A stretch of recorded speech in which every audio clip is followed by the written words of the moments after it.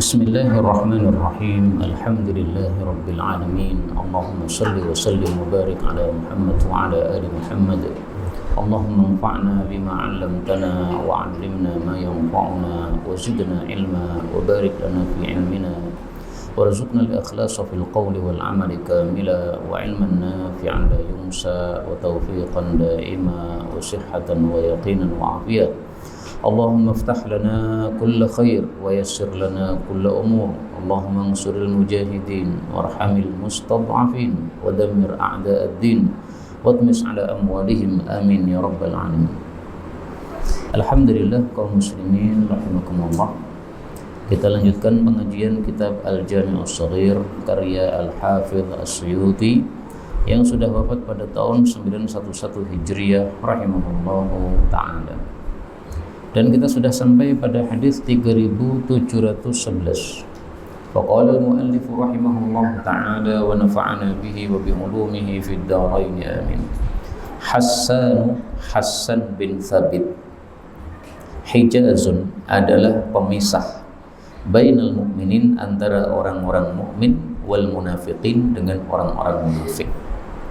Maksudnya gimana? La yuhibbuhu, tidaklah mencintai Hassan munafik, seorang munafik, wala yubghiduhu, dan tidaklah membenci Hasan mukminun, seorang yang beriman.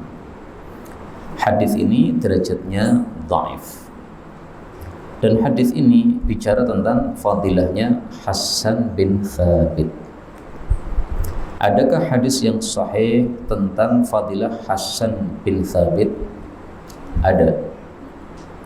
Yaitu sabda Nabi sallallahu alaihi wasallam. Beliau mengatakan kepada Hasan, "Ya Hasan, uhju Quraisyan."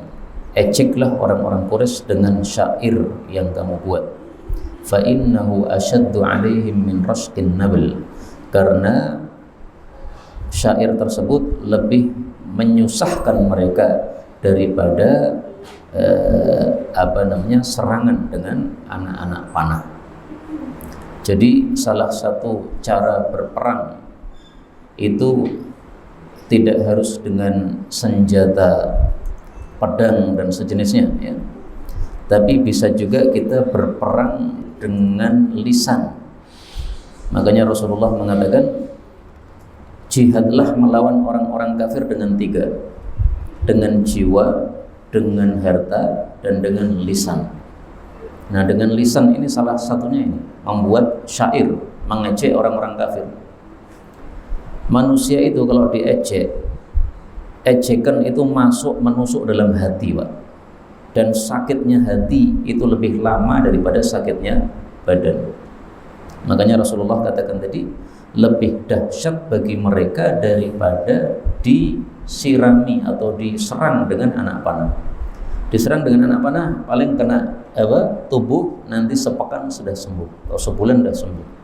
Tapi kalau sakit hati itu bisa bertahun-tahun, bisa dibawa sampai mati, itu sakit hati terus.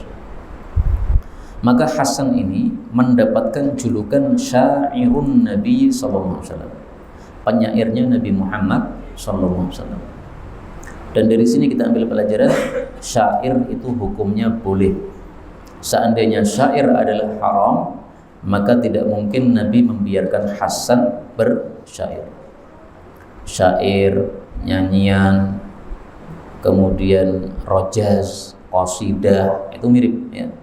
Kalimat-kalimat yang diucapkan dengan ada nada yang enak, itu namanya sekitar itu, syair, rojaz, dan sebagainya. Itu boleh. Yang tidak boleh adalah kalau isinya keburukan. Sebagaimana rata-rata penyair pada masa dulu itu isinya adalah kemesuman dan kemaksiatan. Makanya Allah mengatakan pada surat Asy-Syu'ara, "Wasy-syu'ara yattabi'uhumul ghawun." Para penyair itu diikuti oleh orang-orang yang sesat. Kenapa? Alam tara annahum fi kulli wadi yahimun wa annahum yaquluna ma la yaf'alun. Isinya syair tidak baik. Illal ladzina amanu wa 'amilus shalihat. Kecuali orang-orang beriman dan beramal saleh. Tidak seperti itu. Termasuk siapa? Hassan bin Thabit ini. Dia penyair tapi tidak diikuti oleh orang-orang sesat. Kenapa? Isi syairnya bagus, isi syairnya membela Islam. Nah, hari-hari ini lagi rame gara-gara ada yang menyebut surat Asy-Syu'ara sebagai surat pemusik. Nah, itu menurut saya sebenarnya salah istilah saja yang menyebabkan orang salah paham. Sebenarnya ini tidak ada perbedaan di antara dua orang yang sedang berselisih itu, bahwasanya syair itu hukumnya boleh, bahwasanya musik itu hukumnya tidak boleh. Sebenarnya nggak ada perbedaan. Hanya ketika disebut syair itu dengan istilah musik, nah di sini salah.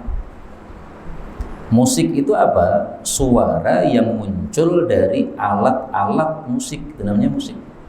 Syair itu apa? Tadi ya, kalimat yang dibuat dengan bahasa yang bagus, kemudian diungkapkan dengan nada yang enak. Nah, itu adalah syair, qasidah, rojas dan sebagainya. Jadi nyanyiannya itu namanya syair. Adapun musiknya itu suara alatnya itu disebut musik. Nah, itu berbeda. Nyanyi boleh, musiknya enggak boleh. Jadi nyanyi nasyid tanpa musik silakan. Tapi nyanyi nasyid ditambahi musik seperti dangdutan dan sebagainya, pakai gitar, pakai seruling, haram. Yang mengatakan haram bukan saya, tetapi para ulama, bahkan ijma' sepakat salaf mengatakan alat musik haram, karena Rasulullah menyebutkan dengan sangat-sangat jelas. Beliau mengatakan, la yakunanna fi ummati, akan muncul di umatku beberapa kaum yang menghalalkan zina, sutra, minuman keras dan alat musik. Kata-kata menghalalkan itu berarti hukum asalnya apa? Haram. Zina jelas haram, sutra haram bagi laki-laki, minuman keras jelas haram, berarti alat musik juga haram. Meskipun sudah terbiasa manusia itu pakai alat musik, di mana-mana ada orang main gitar, di mana-mana ada orang main seruling, main piano. Nah, itu sudah kebiasaan manusia, tidak menyebabkan berubahnya hukum, tetap haram menurut hadis yang sahih ini. Nah, baik, kembali ke sini. Hasan ini bukan penyair, bukan pemusik, bukan musisi, tapi dia adalah penyair. Penyair berbeda dengan pemusik. 37:12. Hasbul mu'min, cukup bagi seorang mukmin, minasyiqaq, termasuk dia itu menyelisih, wal khaibah, dan dia itu rugi, ayyasma'al muadzin, kalau dia mendengar muadzin, yuthawwib bis shalah, memanggil untuk salat, fala yujibuh, lalu dia tidak mendatanginya. Hadis ini derajatnya diperselisihkan, tapi isinya benar. Orang mukmin mendengar azan tidak mau datang, rugi. Kok bisa rugi? Karena kalau kita sholat sendiri di rumah, pahalanya cuma 1. Kalau kita datang ke masjid, pahalanya 27. Rugi, Pak. Yang lain-lain pulang bawa pahala 27. Kita cuma punya pahala 1, rugi. Yuthawwib, ini arti asalnya adalah mengulangi. Kenapa orang adzan disebut yuthawwib? Karena dia memanggilnya 2 kali. Hayya 'alas shalah, hayya 'alas shalah. Setelah itu diulangi lagi. Hayya 'alal falah, hayya 'alal falah. Nah, mengulangi itu namanya yuthawwib. Kamu sudah diajak sholat, enggak mau. Diajak menuju keberuntungan, enggak mau. 13. Hasbu mri'in, cukup seseorang minal bukhli, pelit, ayyaqula, kalau dia mengatakan akhudhu, saya mengambil haqqi kullahu, hak saya semuanya saya ambil, wala ada'u, dan saya tidak meninggalkan minhu darinya syai'an sedikit pun. Hadis ini dhaif. Jadi maksudnya, kalau orang mengambil haknya semuanya tanpa meninggalkan sedikit pun untuk disedekahkan, itu sudah cukup termasuk pelit. Ini meskipun hadisnya dhaif, menurut saya isinya tidak salah. Karena apa? Karena Allah menyebutkan di dalam Al-Quran, wa fi amwalihim haqq haqqul lis-sa'ili wal mahrum. Pada harta-hartanya orang-orang yang baik itu ada hak bagi peminta-minta dan orang-orang miskin. Meskipun dia sudah mengeluarkan zakat, tapi masih saja pada hartanya itu ada hak bagi peminta-minta yang memang karena dia membutuhkan, dan orang yang miskin. Oh, ini saya sudah keluarkan zakat saya, jadi sisanya ini hak saya semua, saya ambil semua, saya nggak mau berkurang sedikit pun. Nah, itu termasuk pelit seperti itu. Kenapa? Dia tidak memperhatikan sa'il wal mahrum. Padahal ayat ini menyuruh kita untuk memperhatikan as-sa'il wal mahrum. Meskipun sudah dikeluarkan zakat, masa ada orang datang mengatakan perut saya lapar nggak dikasih nasi? Berapa sih harga nasi itu? Jangan berdalih, oh kemarin zakat saya sudah saya keluarkan. Oh, pelit sekali. 14. Hasbuka, cukup bagimu, min nisa'il alamin, dari wanita-wanita seluruh alam, 4 orang. 1. Maryam binti Imran, yaitu ibunya Nabi Isa. Yang kedua, Khadijah bintu Khuwailid, istri Nabi SAW. Yang ketiga, Fatimah bintu Muhammadin SAW, putri Nabi SAW. Yang keempat, Asiyah, istrinya Fir'aun. Fir'aunnya kafir, istrinya beriman. Hasbuka, cukup bagimu. Maksudnya apa? Cukup bagimu kalau mengetahui fadilah 4 orang ini. Ini sudah mencukupi dari wanita yang lain. Wanita yang lain kamu tidak mengetahui fadilahnya, enggak apa-apa. Yang penting 4 ini kamu harus tahu. Karena wanita yang punya fadilah banyak. Aisyah punya fadilah, siapa lagi? Istri-istri Nabi semuanya punya fadilah. Tapi yang paling utama dari wanita seluruh dunia adalah 4 ini. Maryam, Asiyah, ini 2 orang yang di umat terdahulu. Kemudian Khadijah, Fatimah, ini di umat Nabi Muhammad SAW. Dua-duanya ada kemiripan. Maryam miripnya dengan Asiyah apa? Sama-sama perawan. Maryam ibunya Nabi Isa, gak punya suami, berarti perawan.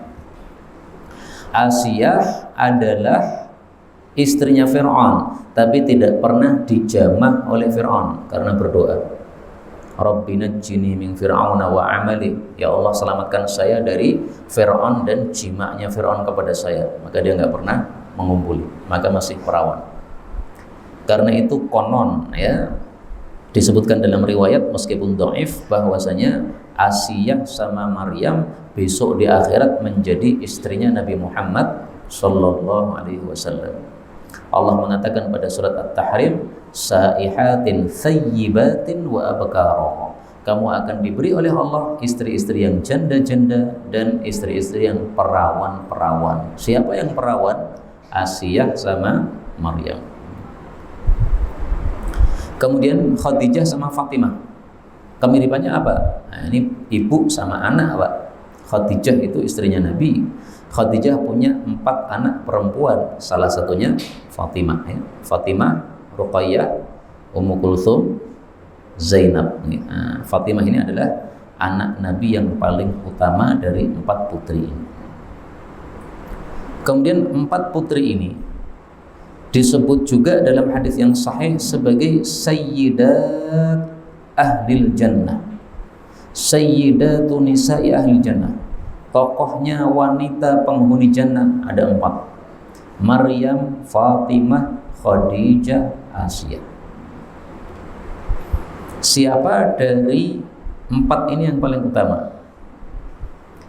Ya, yang paling utama, mari kita tampilkan.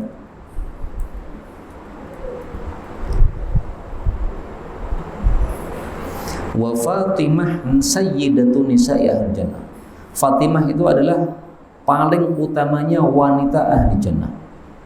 Tapi ada pengecualian, illa makana min Maryam, kecuali kalau dibandingkan Maryam. Berarti 4 ini urutannya yang paling utama adalah Maryam, lalu Fatimah. Kenapa Fatimah lebih utama? Karena dia adalah bagian dari anggota tubuh Nabi. Anak itu kan hasil dari mani bapaknya.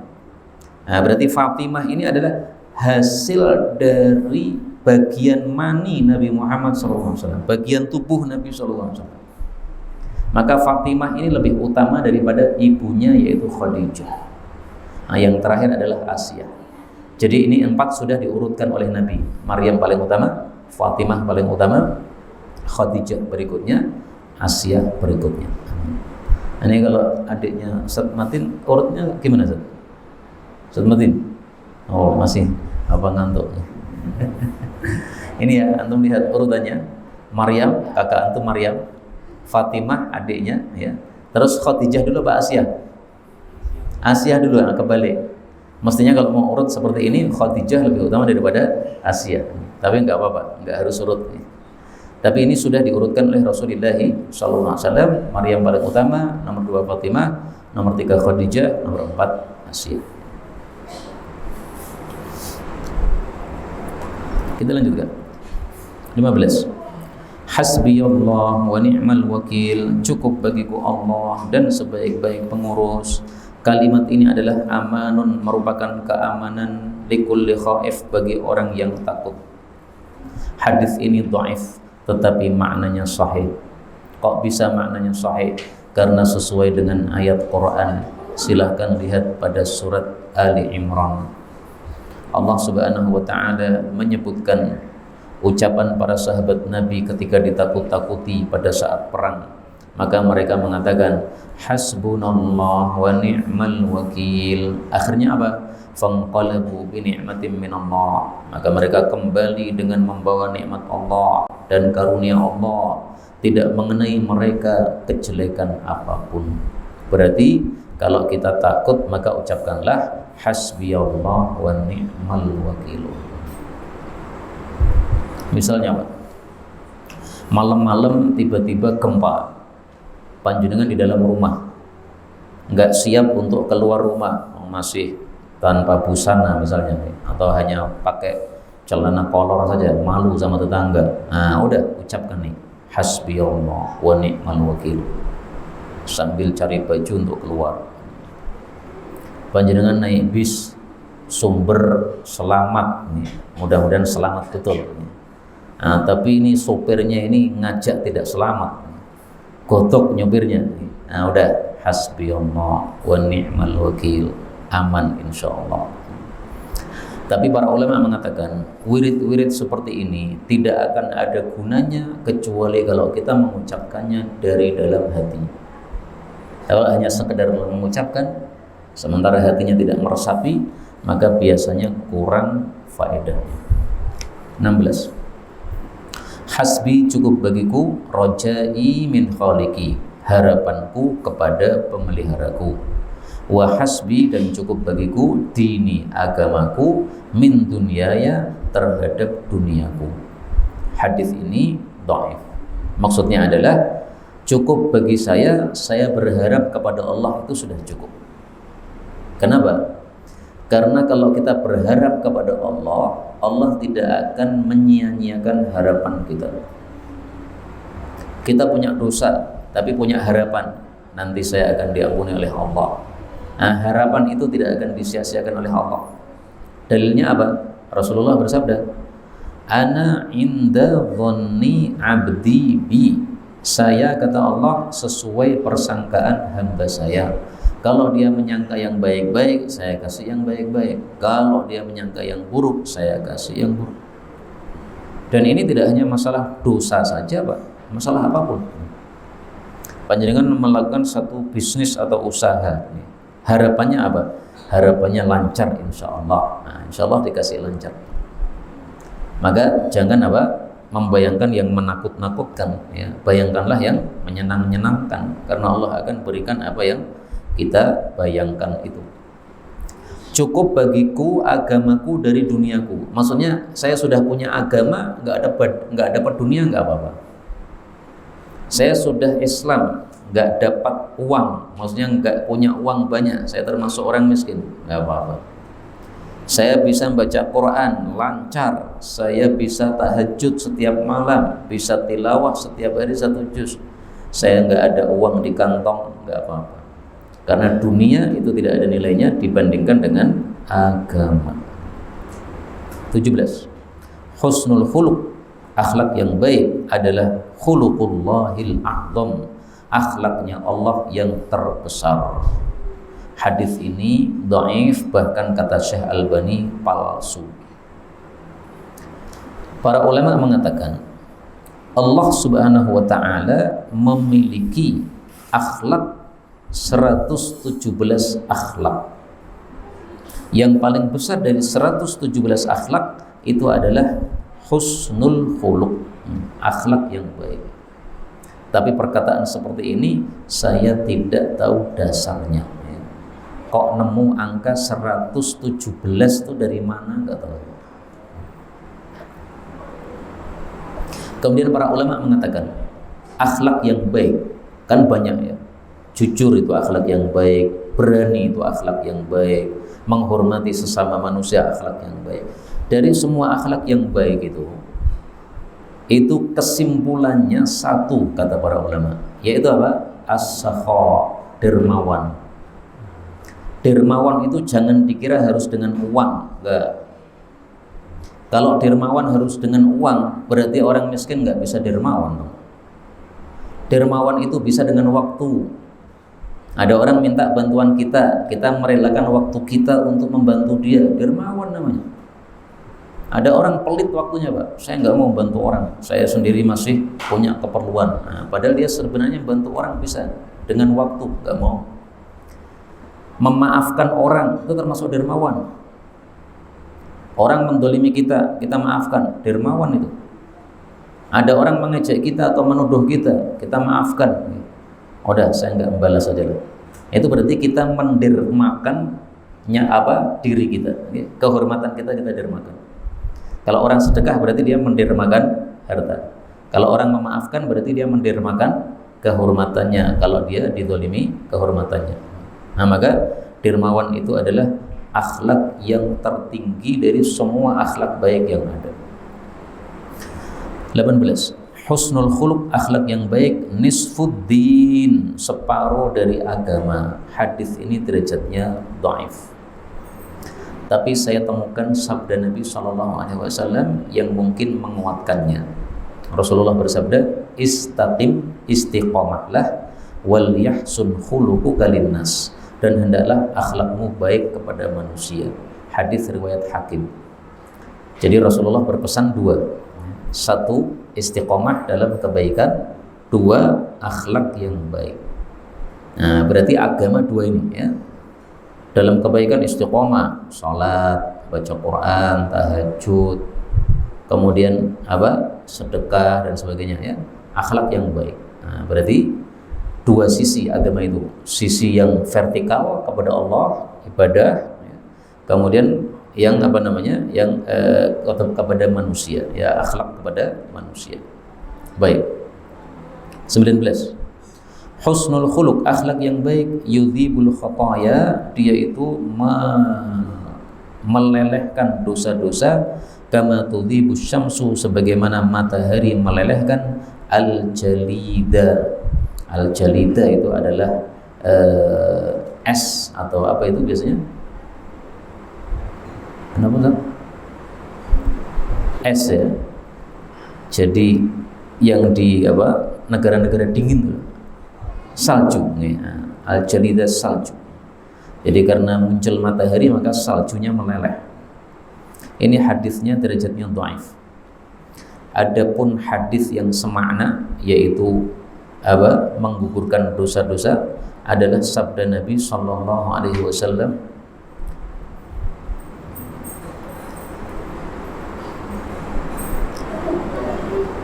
Rasul sallallahu alaihi wasallam bersabda, saya lupa kata kuncinya, saya carikan.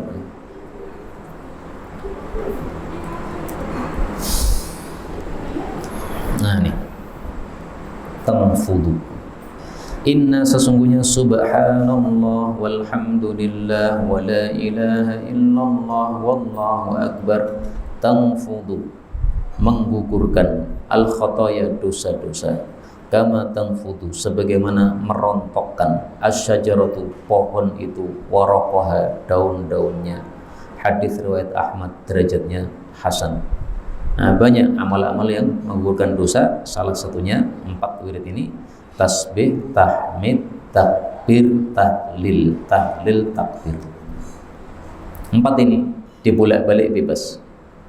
Dan 4 ini disunahkan untuk dibaca setiap selesai sholat 5 waktu. Tasbih 33, tahmid 33, takbir 33, tambah terakhir tahlil, la ilaha illallah wahdahu la syarikalah lahul mulku wa lahul hamdu. Itu yang paling terkenal. Ada juga yang sahih tapi ini tidak terkenal, silahkan diamalkan kadang-kadang. Tasbih 25, tahmid 25, takbir 25, tahlil 25, berarti totalnya 100. Ini juga sahih, riwayat kitab sunnah. Nah, maka silahkan dua-duanya kadang-kadang diamalkan semua. 20. Husnul sya'r, bagusnya rambut, malun, itu adalah harta. Husnul wajah, gantengnya wajah, malun, itu juga harta. Wa husnul lisan, bagusnya lisan, yaitu fasih bicara, malun, itu juga harta. Wal malu, dan harta, malun, juga harta. Hadis ini derajatnya dhaif, bahkan kata Syekh Albani palsu, tapi isinya sangat bagus supaya orang itu tidak merasa miskin. Duitku sidik Pak, kamu itu ganteng, maka ganteng itu berarti sudah punya kekayaan. Kekayaan tidak harus duit. Duit itu kaya, ganteng itu kekayaan, rambut yang indah itu kekayaan, fasih bicara kekayaan. Nah, maka kalau ada pemuda nggak punya duit untuk melamar, bisa melamar dengan gantengnya. Saya menikahi putri, melamar putri bapak, duit pirona, duitnya kosong Pak, tapi kalau ganteng. Nah, kalau orangnya mau, alhamdulillah. Ini hadis ini jadi modal para pemuda untuk segera menikah. 21. Husnus saut, bagusnya suara, zinatul Quran, adalah hiasan untuk Al-Quran. Hadis ini dihasankan oleh Syekh Al-Albani. Maksud hadis ini adalah kalau kita membaca Quran disuruh untuk membaguskan. Cara supaya bacaan Quran kita bagus bagaimana? Bacalah sesuai ilmu tajwid yang benar, otomatis akan bagus sendiri.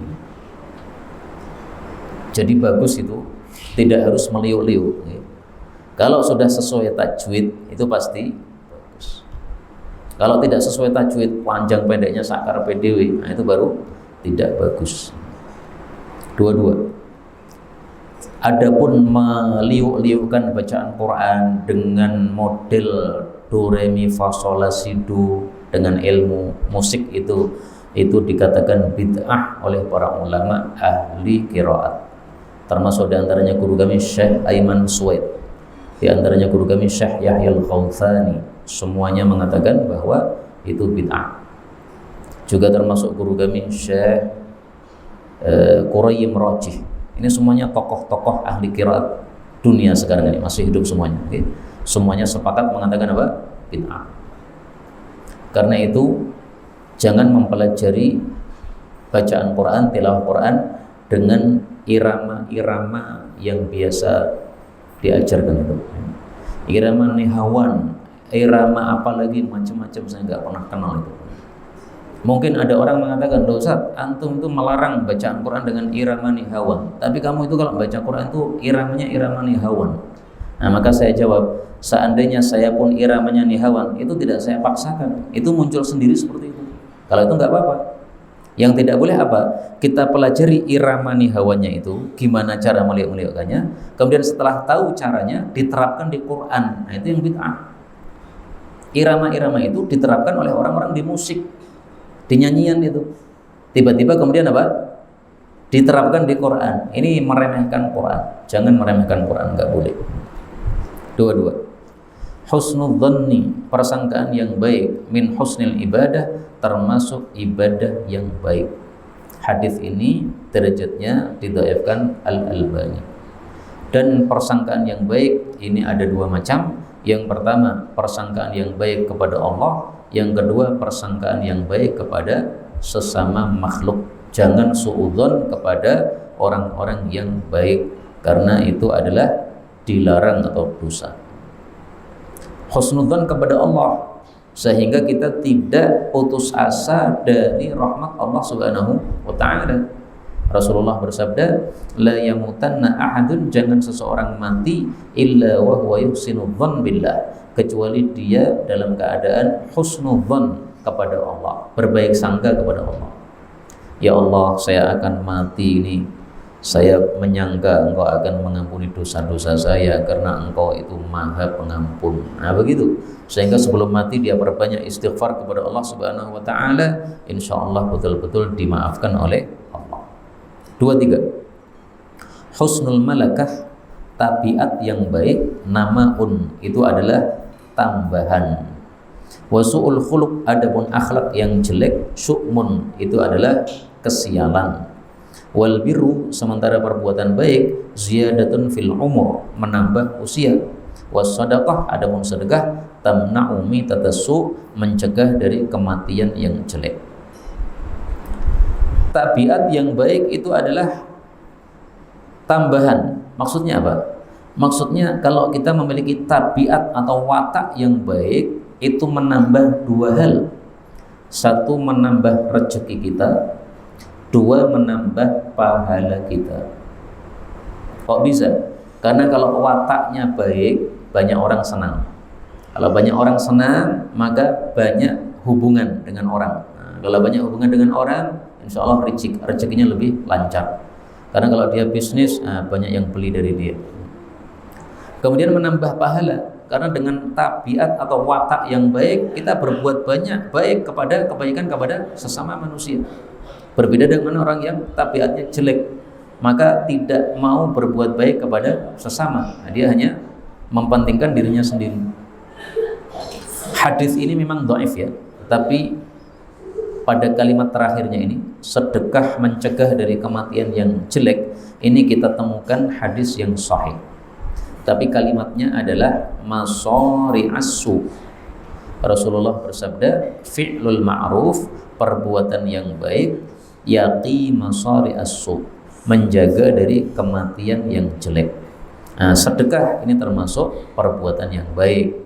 Kemudian mitatassu ini diungkapkan tadi dengan istilah masari'as-su, ya. Hadisnya sahih, riwayat Baihaqi dalam Syu'abul Iman, bahwasanya melakukan kebaikan itu mencegah dari kematian yang jelek. Semoga semua kita mati dalam keadaan husnul khatimah. Amin ya rabbal alamin. 24. Husnul malakah, bagusnya watak, itu adalah yumnun, keberkahan. Wasu'ul khuluq, adapun akhlak yang jelek, syu'mun, itu adalah kesialan. Hadis ini dhaif. Maksudnya adalah kalau kita memiliki watak yang baik, maka kita akan mendapatkan banyak keberkahan. Orang ini wataknya baik, banyak yang senang. Akhirnya banyak yang memberi kepada dia atau membantu kepada dia atau berbuat baik kepada dia. Tapi kalau akhlak yang jelek itu adalah kesialan, maksudnya menyebabkan kesialan. Akhlak kita jelek, banyak orang benci, sehingga pas kita dapat musibah gak ada yang nolong, sial. Pas kita butuh bantuan gak ada yang mau membantu, sial lagi. Nah, itu gara-gara akhlak kita yang jelek. Karena itu kalau kita ingin tidak mendapatkan kesialan yang banyak, hendaklah kita menghabisi akhlak-akhlak jelek itu, semuanya ditinggalkan. Akhlak jelek banyak sekali kan? Dusta itu akhlak jelek, kemudian mengejek orang itu akhlak jelek, membenci orang itu akhlak jelek. Yang jelek-jelek tinggalkan semua. Udah ditinggalkan semua, insya Allah sialnya hilang. 25. Husnul malakati yumnun, watak yang baik itu adalah keberkahan. Wasu'ul khuluqi syu'mun, akhlak yang jelek itu adalah kesialan. Wa ta'atul mar'ati nadamah, mentaati wanita itu menyebabkan penyesalan. Tapi hadis ini derajatnya dhaif, sehingga tidak selalu mentaati wanita itu menyebabkan penyesalan.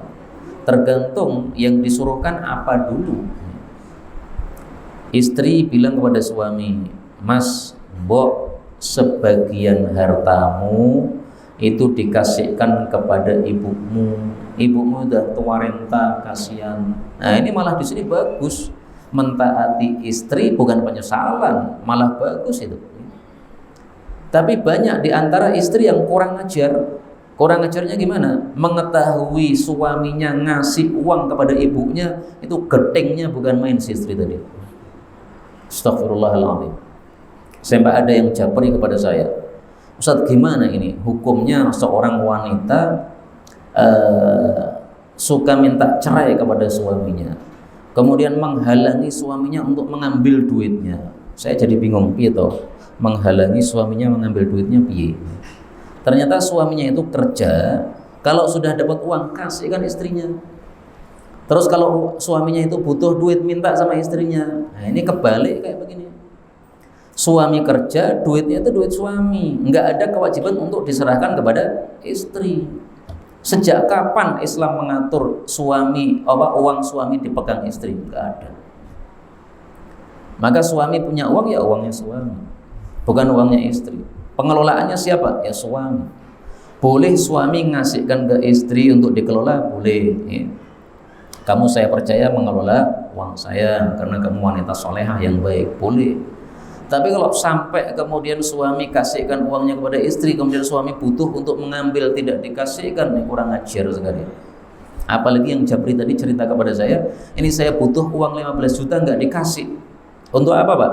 Saya pengen bantu orang tua saya mau umroh. Nah, supaya mereka itu dapat tambahan, saya kasih 15 juta, dia nggak mau ngasih. Katanya alasannya, kita ini masih butuh uang, kamu jangan berbuat baik terus kepada orang tuamu, pentingkan diri kita dulu. Itu kata istrinya begitu. Itu termasuk ini ta'atul mar'ah nadamah, mentaati perempuan yang bejat seperti itu, yang kurang ajar seperti itu menyebabkan penyesalan. Jadi solusinya gimana? Solusinya bikin kapok istri. Ya sudah, kalau kamu modelnya begitu, mulai hari ini saya tidak serahkan uangku padamu, tak kelola sendiri saja. Nah, maka dikelola sendiri, nggak usah dikasihkan istri. Cukup suami ngasih kepada istri kewajibannya. Kewajibannya apa? Makan, minum, pakaian, tempat tinggal. Udah. Kuota untuk HP bukan kewajiban. Nggak ada kewajiban untuk memberikan kuota dari untuk beli kuota, nggak ada kewajiban sama sekali. Kipas angin ini bukan kewajiban. Tanpa kipas angin orang bisa hidup. AC bukan kewajiban. Makan, minum, pakaian, tempat tinggal. Sekolah itu kan anak, Pak, bukan istri kan. Ya. Kalau istri ada nggak sekolah lagi. Ya. Kalau istri pengen sekolah lagi, saya kan baru S1 dulu sebelum nikah. Saya pengen jadi S2, S3, biaya no dewi. Ya. Tidak ada kewajiban untuk suami membiayai. Tapi kalau suami mau biayai bagus, tapi bukan kewajiban. Jelas ya? Kalau anak itu memang tanggungannya suami ya. Kemudian ini was-shadaqah tadfa'ul qada as-su', dan sedekah itu mencegah dari takdir yang jelek. Ini sudah kita jelaskan tadi ya, bahwa yang sahih kalimatnya tidak seperti ini. Tapi sedekah atau perbuatan baik itu menjaga dari kematian yang buruk. 26. Hassinu, baguskanlah Al-Quran. Al-Quran ini bi aswatikum, dengan suara-suara kalian. Fa inna sautal hasan, karena suara yang bagus, yazidul Quran, menambah Al-Quran husnan, akan kebagusan. Jadi kita disuruh untuk membaguskan suara ketika baca Quran. Caranya gimana? Tadi ya, bacalah Quran dengan tajwid yang benar, maka otomatis akan bagus. Tajwid dibagi dua. Satu, makharijul huruf, keluarnya huruf, tempatnya yang pas. Kha, ha, ha, tempatnya yang pas, itu jadi bagus. Kalau ha dibaca ha, nggak bagus. Kha dibaca gha, nggak bagus, karena keluarnya nggak pas. Yang kedua, tajwid itu adalah hukum-hukumnya. Huruf ini ketemu huruf ini jadinya jelas atau ilhar, huruf ini ketemu huruf ini jadinya mendengung atau gunnah. Nah, itu dua macam tajwid itu ya. Makhrajnya bagus, hukum-hukumnya juga bagus, maka akan menjadi bacaan Quran kita bagus. 27. Husainun, Husain bin Ali, cucunya Nabi, minni, itu termasuk dari saya. Karena Nabi melahirkan putrinya yaitu Fatimah, itu adalah bagian dari mani beliau. Kemudian Husain dilahirkan oleh Fatimah, itu bagian dari maninya Fatimah. Nah, berarti bagian dari Nabi Muhammad juga. Wa ana minhu, dan saya itu darinya. Uhibbullah, ahabballahu, semoga Allah mencintai. Ahabballahu, semoga Allah mencintai. Man ahabba Husainan, orang yang mencintai Husain. Al Hasan wal Husain, Hasan dan Husain cucu Nabi, sibtani, dua keturunan atau dua cucu, minal asbati, dari cucu-cucu. Hadis ini sahih. Apa maksudnya? Hasan dan Husain salah satu dari cucu-cucu. Apa maksudnya? Maksudnya adalah bahwasanya Nabi Muhammad SAW memberitahu keturunan beliau nanti akan banyak. Banyaknya itu bercabangnya dari dua orang ini. Jadi maksud hadisnya adalah yatasha'ab minhuma qabilah, akan bercabang dari Hasan dan Husain ini qabilah yang banyak. Nah, itu makna Al Hasan wal Husain sibtani minal asbat. Cucu Nabi akan banyak. Sumbernya dari mana?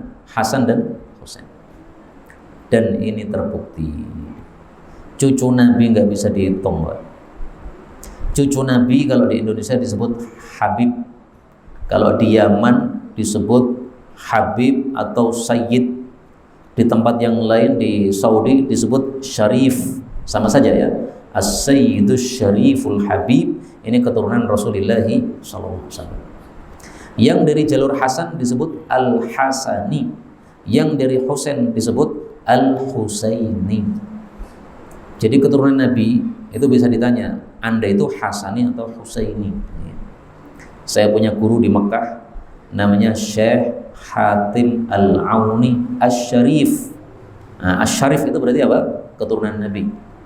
Tapi beliau termasuk dari Al-Hasani, dari jalur Hasan. Kalau Al-Husaini, contohnya adalah para habaib yang ada di Yaman. Nah, itu banyak yang dari keturunan Al-Husaini. Abul Hasan An-Nadwi. Nah, itu kalau nggak salah itu Al-Husaini. Nah, kalau Al-Husaini berarti jalur Husain. Kalau Al-Hasani berarti jalur Hasan. Kemudian pertanyaan, kenapa keturunan Nabi sangat banyak? Allah menyebutkan dalam Al-Quran, Inna syani'aka huwal abtar. Sesungguhnya orang yang benci kepada kamu, dialah yang putus nasabnya.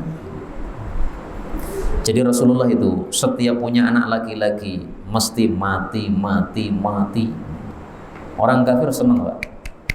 Muhammad ini punya anak laki-laki mati terus, nasabnya pasti akan putus.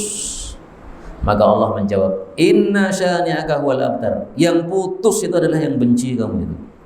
Maka sesuai dengan kalam Allah Subhanahu wa taala, yang benci Nabi sallallahu alaihi wasallam sudah enggak disebut-sebut lagi kebaikannya sama sekali. Bahkan kalau disebut itu pasti keburukannya. Nah, sebaliknya berarti Rasulullah nasabnya tidak terputus sampai kiamat. Nah, maka Hasan dan Husain ini adalah melahirkan generasi yang sangat banyak, cucu-cucu Rasulullah SAW. Sekarang ini banyak orang yang meragukan nasab keturunan Nabi SAW dari jalur Ba'alawi yang sumbernya dari Yaman itu. Sikap seperti itu tidak boleh, karena Rasulullah bersabda, "Itsnatani huma bihim kufur." Dua hal menyebabkan orang berlaku kafir. Salah satunya apa? Menafikan nasab orang atau mencela nasab orang. Nasab itu enggak sambung. Nah, menafikan begitu enggak boleh. Jangan menafikan begitu. Mereka punya data, itulah nasab mereka, sudah. Kalaupun bohong, kalaupun itu tanggungan mereka. Jadi tanggungan mereka adalah harus jujur. Tanggungan kita adalah tidak boleh mencela nasab. Selesai tanggung. Ini kalau semuanya melakukan kewajibannya, selesai masalah.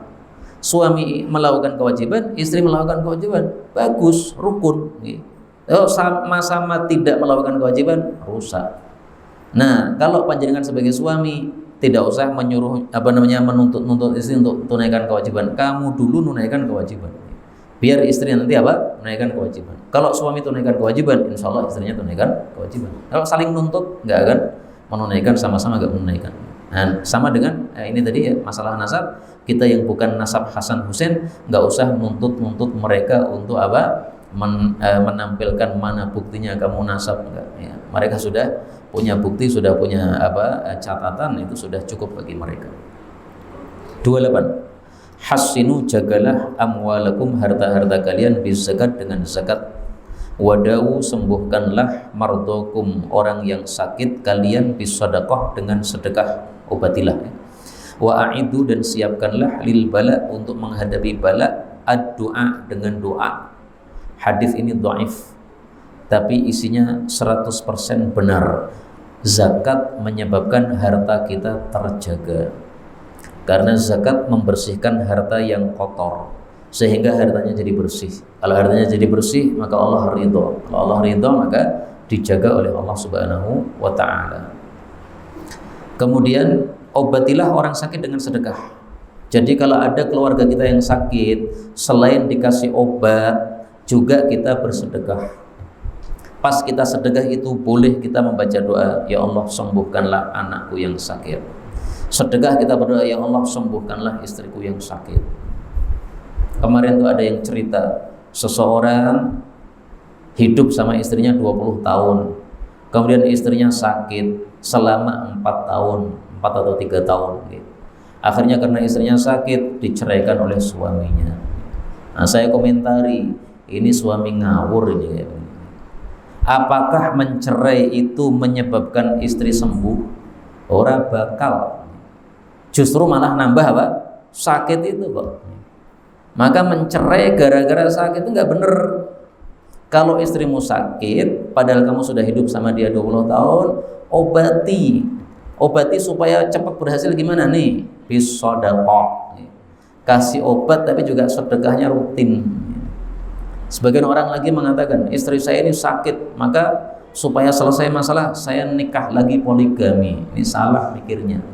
Poligami tidak menyebabkan istrinya jadi sembuh.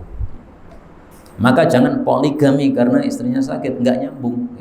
Poligami karena saya butuh, itu loh. Itu tidak ada kaitannya dengan sakitnya istri tadi. Ya butuh enggak kamu itu? Kalau butuh ya boleh, tapi jangan dikait-kaitkan dengan istri yang sakit, nggak nyambung plus. Kemudian siapkanlah untuk menghadapi bala, doa. Kenapa? Karena doa ini dengan bala ini akan saling berhadapan. Mana yang lebih kuat nanti yang dimenangkan oleh Allah Subhanahu wa ta'ala. 29. Hassinu, bentengilah amwalakum, harta kalian, bizakah, dengan zakat. Dawu mardokum bisadaqah. Wasta'inu, dan mintalah tolong, ala hamlil bala, untuk bisa memikul bala, bid-du'a wat tadarru', dengan doa dan menampakkan ketundukan kepada Allah Subhanahu wa ta'ala. Hadis ini mursal, berarti dhaif. Terakhir ya, 30. Hadramaut, kabilah Hadramaut di Yaman, khairun, itu lebih baik, min Banil Harith, dari kabilah Banil Harith. Hadis ini derajatnya diperselisihkan oleh para ulama. Hadis ini menunjukkan bahwa kabilah-kabilah Arab itu bertingkat-tingkat, dan memang manusia itu bertingkat-tingkat. Nah, hadis ini menunjukkan kabilah Hadramaut lebih baik di hadapan Allah daripada kabilah Banil Harith.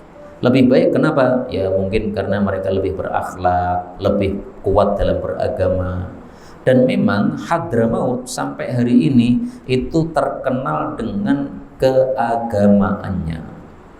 Yang kemarin sudah saya pernah sampaikan, Hadramaut tidak ada perempuan keluyuran keluar rumah, nggak ada. Perempuan keluar rumah di Hadramaut itu cuma 2 kali katanya. Satu, ketika dinikahi oleh seseorang, maka dia keluar dari rumah bapaknya, pindah ke rumah suaminya. 2, ketika wanita itu mati, keluar dari rumahnya menuju ke kuburan. Udah. Ke masjid nggak pernah. sholatnya di rumah masing-masing. Karena memang lebih utama sholat di rumah bagi wanita daripada di masjid. Tapi ibu-ibu silahkan di masjid nggak apa-apa. Ini bukan di Hadramaut. Beda antara Solo dengan apa? Hadramaut. Kalau di Hadramaut orang wanita pergi ke masjid itu aneh. Kenapa? Lainnya nggak pergi ke masjid, lainnya di rumah. Wanita Hadramaut pergi ke pasar nggak ada. Di pasar semuanya itu laki-laki pakai sorban, nggak ada perempuan, nggak ada. Perempuan tuh masak di dalam rumah. Kenapa mereka melakukan seperti itu? Karena orang-orang Hadramaut ini kan banyak di antara mereka yang keturunan habaib ya. Nah, mereka itu punya pedoman. Kata mereka, kakek kami Ali bin Abi Thalib mengatakan, khairul lil mar'ah alla yaraha rajul wala tarar rajul. Paling baik bagi perempuan itu kalau matanya tidak pernah melihat cowok dan cowok tidak pernah melihat mereka. Wallahu a'lam bishawab. Walhamdulillahirabbil alamin.